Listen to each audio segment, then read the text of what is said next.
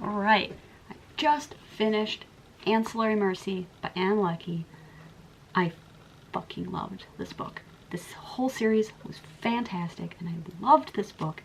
And, you know, for a lot of really good sci-fi and fantasy, I think for me the characters are great, but really what I'm there for is the world building and the plot.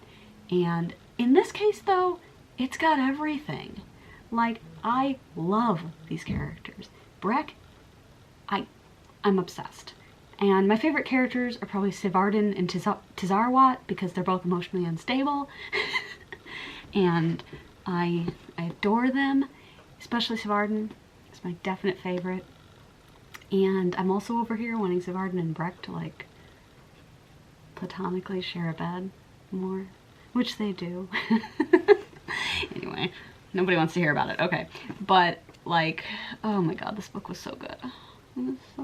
It was so good. I think what's also interesting about this series is I think I had an expectation going in that it was going to be a lot like bigger than it ended up being in a way, because it starts out in the first book where Breck's entire goal is to find Enander Mianai, whatever, who is the Lord of the Roch, and kill her. But Enander Mianai has like a zillion copies, because that's how they do things, that I don't want to get into it. But so basically killing her is not going to do anything.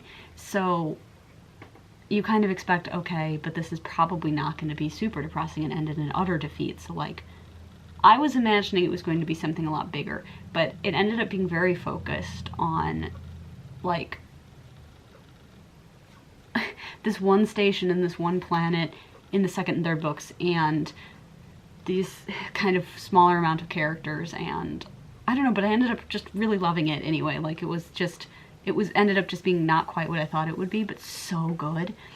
And I also just have to really respect her ability to write, like I just feel like the emotions the characters are feeling are so incredibly deep, but like it's like we just kind of skim the surface, and like you're aware that there's this depth, but it doesn't get fully described in detail, but you know it's there.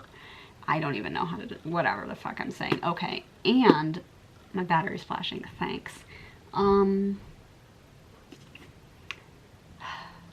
loved it. Like, that's literally, like, the world building was so cool. I love the fact that the Roch doesn't really have a concept of gender, and that's so cool. And I, like, this book especially had so much cool stuff with the idea of, like, consent and the AIs and them making choices about, like, being able to make choices. And oh my god, I was just like, okay, I'm fine. Yeah, I'm fine. But anyway, this was amazing. And yeah, amazing.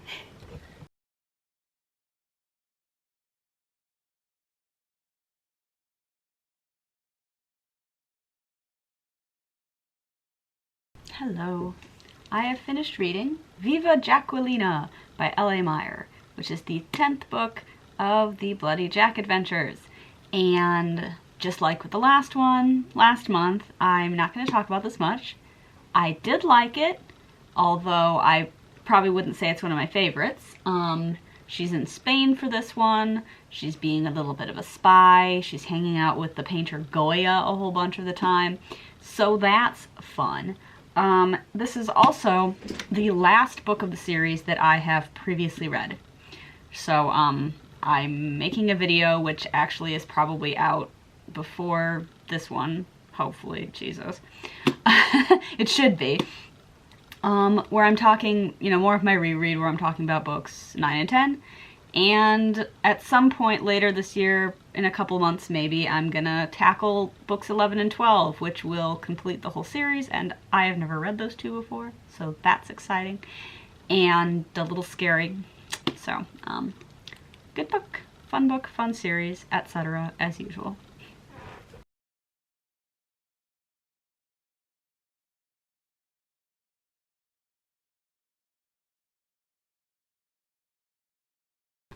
Okay, so I just this morning finished listening to SPQR, A History of Ancient Rome by Mary Beard. This is a nonfiction book about exactly what it says it's about. It's the history of ancient Rome. And it's not the first book I've read about ancient Rome. It's one of my, I guess, favorite periods of history to learn about. I know it's kind of basic, but also, to be fair, it's a period of history that's both ancient, but there's also like a lot of stuff surviving from it. So it's not just all unanswered questions. And I thought the most interesting thing about this book was how she is constantly telling you how we know the things that we know. I don't think I've ever read a book on history that does this so consistently. Like, she really goes into like, what do we have that lets us know these things, and so why do we know, so we don't know certain things about certain groups of people. A lot of the stuff that we know about ancient Rome, kind of starts in the 1st century BC, and like, we don't know as much before that, and even the Romans seem to have been kind of confused on the origins of Rome, unsure as to what really happened, and we don't know any more than they do. We can't, right? But then kind of after a certain point, you get a lot more surviving documentation. And, they had their historians and whatnot, but like, all of these things from reading their histories and all of the whatever surviving things there are, which means that you get a very particular picture of what was going on, and not a lot of info about like how poor people lived their lives or how women felt about XYZ, because like there's very little to nothing surviving from people like that actually like writing their feelings down. But it was really interesting. Like, that was just a cool angle, I guess. And yeah, I mean, I would say that this is maybe not the book to read if you don't know anything about ancient Rome. So somehow, if you've gotten to this point in your life and you don't know anything about ancient Rome, but like, I don't know that it's kind of the place to start, because I think that she assumes a certain amount of knowledge, but I don't know. I mean, I'm always bad at judging those kinds of things. So maybe it's not that bad. I mean, it's not like it's that esoteric. I don't know. I'm not a historian. I was able to follow it, but I've also taken I took a class in college on the Roman Republic and Empire, and I took, and I've read books about it, and I read in that class a few of the things she talks about in this book. The Aeneid, and I didn't read the entirety of Suetonius's, I think it's the 12 Caesars. But we read parts of it, so I'm familiar with it. Anyway, this is not important. Really. But yeah, I thought it was really quite good. And she does kind of get down into like, well, what do we know about these groups of people that don't get talked about a lot? Do we know anything? And, what do we truly know about, say, the emperors, for example? Because there's a lot of kind of knowledge that we have about the emperors, but you have to kind of look at the sources and go, well, hang on, this is coming from something like 200 years later. How accurate is it? And is it a result of a smear campaign? Could, Caligula have really done all these awful things that people claimed that he did? Or was it, the succeeding Emperor Claudius just succeeding in kind of smearing his reputation? Or is it probably a mixture of both? And yeah, I enjoyed it. And this is okay. So one last thing about it before I go, but this is kind of not super important to the book itself, but she quotes, I think it's Tacitus, and this quote sent me because that phrase doesn't make any sense. I got excited about it because there's the sequel of A Memory Called Empire. This has nothing to do with SPQR, I'm sorry. But A Memory Called Empire was like my favorite book that I read last year. Its sequel has just come out. It's called A Desolation Called Peace. Okay, so I am super hyped for this book. And apparently there was a thing that Tacitus wrote where he was, I think, imagining the perspective of a person living in like a community that had been invaded by Rome. And, you know, he was kind of examining this idea of the expanding empire and whatever. And anyway, the quote was, you know, you have brought desolation and called it peace. And I was like, that's that book. That's that book title. And I got really excited about it. So I had to share that with you. I need to read that book. I'm fucking dying. Okay, it's fine. It's fine. This was good.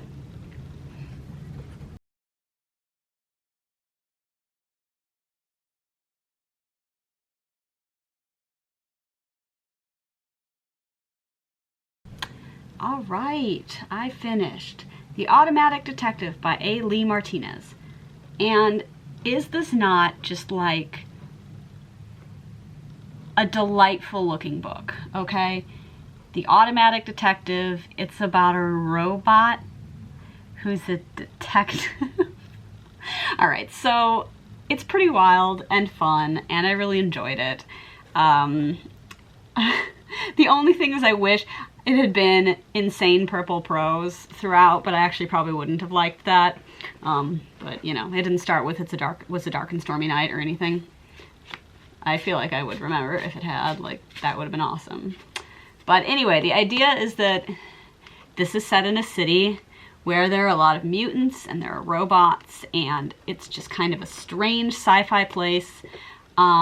It's kind of nebulously probably in the middle of the 20th century. Like, the year is never mentioned, but they only have technology in some areas, like, and not in others. So they have, like, all these fucking robots, some of which have a glitch that makes them acquire free will, and then they can become citizens.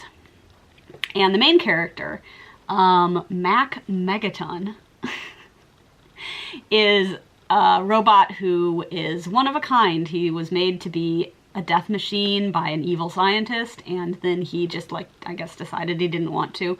So he's working on becoming a citizen of Empire, as it's called, and he drives a cab, and then one day his neighbors, who are just like a human family, disappear. And he's got reason to think that this person who was menacing them has kidnapped them, and so he starts investigating what happened, because he knows that the police, like, he told them about it, but he doesn't think they're going to really find anything out anytime soon, because there's no actual evidence that they're even missing beyond the fact that they're not at home. And then it goes on from there. Like, he discovers all these strange things and kind of some stuff that was going on, and there's a big action sequence at the end, and that was a lot of fun. I read that this morning. And yeah, I really enjoyed this. I thought it was fun. I thought it was, you know, adventurous and funny, and it has like some violence that's like maybe a little more intense than what I was expecting, but that's fine by me. I'm just mentioning it. And I highly recommend it. If, like, honestly, if something called The Automatic Detective sounds awesome to you, then you should read this, because it is pretty awesome. And yeah, so he ultimately by the end decides that he's, all right, I guess I'm gonna give this private eye business a try, but he's pretty good at it, surprisingly. Yeah, it's fun. So I love this cover so much. Like, it's not 100% representative of what's happening in the book. Like, I don't think Max Megaton, he doesn't have it's mentioned he doesn't have a mouth. I don't think he actually has a face. It's not entirely clear, but I don't think he actually has a face. And of course he does on this cover. He is red, though. And then, like, I love that out the window you can see cars, just literally cars with wings. Like, little, like, rocket cars. Come on. Oh, it doesn't want to. It just loves me too much to show you this cover properly. And I don't know who this is exactly. I guess it's probably Lucia. But, you know, this makes it look a little bit more like Sam Spade kind of noir detective story, which it isn't exactly, but it's close enough. Yeah, but whatever. I got a big kick out of it. I had a lot of fun, so should check this out for sure.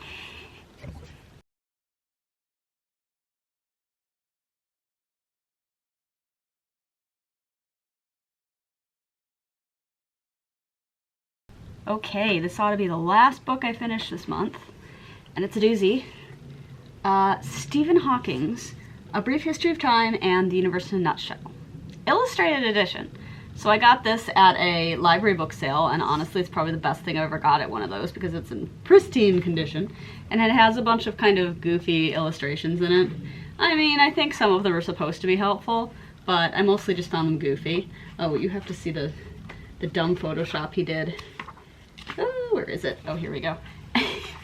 Because Stephen Hawking was in that episode of Star Trek, and he's like, oh, look, Marilyn Monroe magically appeared on my knee. I'm like, okay, that didn't happen, but thanks. Anyway, yes, so the story behind this fucking thing is that last year I finished reading A Brief History of Time. But then I decided, oh, I want to finish the entire book, both books in the book, before I talk about it, and then I just fucking didn't until now. So, great. Yes. They're very similar. Universe in a Nutshell was written later.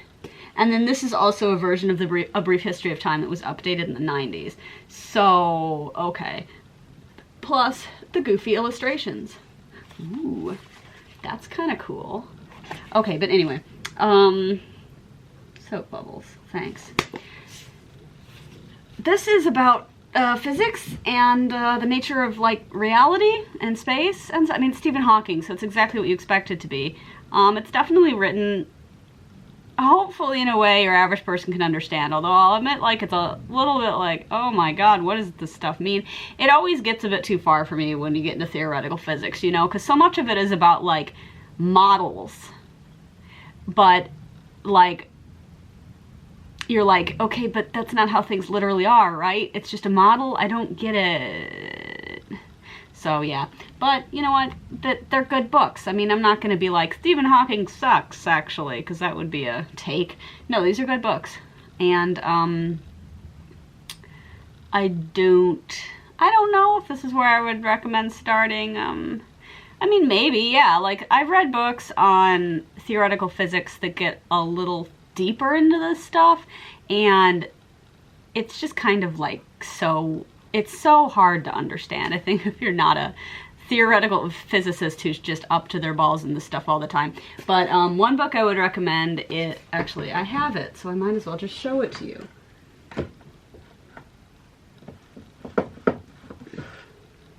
Is Warped Passages by Lisa Randall, and this thing really gets into string theory and brain theory and just a lot of stuff that this book does touch on. But I would recommend checking this out because she just really gets all up in all of that. And it's really interesting. And there were moments when I felt like I almost understood, which is kind of about what the most you can say for a book like this. But yeah, but don't start with this, okay, please. So yes, Stephen Hawking, I did it. Honestly, I finally felt like picking it up again, and then I was just like, yeah, let's do it so that I can have 5 books read this month, because otherwise that's not happening. Now, I also want to talk about my list, because I haven't done that yet, but I have a list for this year. I actually did make an entire video summing up 2020, and then I just never posted it, and now it seems too late. But I talked about my list for 2020, or 2021, sorry, of books I want to read. And I have read 5 so far, so I am on track. Proud of myself, we'll see. Last year, my 20 book list, I didn't finish. There was 1 book left, so that book is on the list for this year. So I'm just going to do 20 books a year. That seems reasonable to me. Just keep it the same, and if I don't finish something, it goes on next year's list. And that was Dragon's Egg, and I have read it now, so boom, we're good. But yeah, so 5 so far in the first quarter of the year, and I hopefully will not fall behind in the future, but we'll see. We'll update you at the end of the second, which I think is the end of June. Yeah. Anyway, learn about physics. Blow your mind. See you next time.